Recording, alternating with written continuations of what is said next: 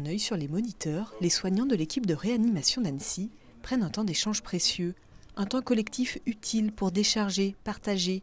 Lassitude, fatigue, depuis 1 an, tous sont mobilisés face à la pandémie.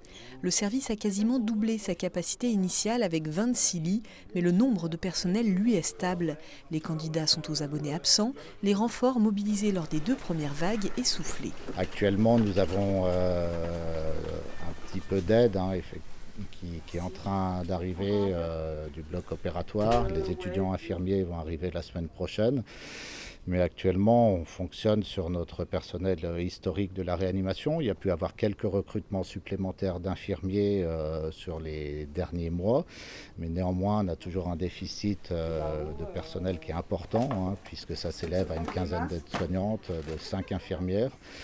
Donc oui, des plannings qui sont très chargés pour les personnels, qui reviennent de moins en moins, parce qu'il y a une lassitude des soignants, qui est un phénomène qui est global en France. L'hôpital travaille aussi avec les 2 cliniques du bassin annécien. Les patients non intubés pourront être accueillis dans leur service de soins intensifs.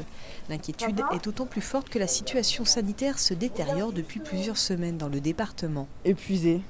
On est, je dirais même dégoûté parce que là, depuis 1 an, c'est vrai que les réanimations, depuis 1 an, on n'arrête pas, on n'a pas eu de repos. On se dit qu'il faut qu'on trouve encore qu'on prenne nos dernières forces pour prendre soin de ces patients-là, quoi.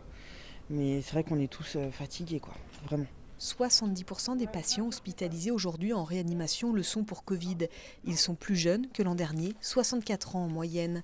Pour la première fois en 12 ans, il y a une dizaine de jours, l'équipe a dû réorienter durant le week-end les urgences et accidents vers d'autres établissements. Un virus qui est plus virulent, c'est-à-dire et puis qui est plus agressif rapidement, c'est-à-dire que les patients s'aggravent plus vite, raison pour laquelle probablement aussi la courbe des réanimations est plus élevée que la courbe des hospitalisations conventionnelles.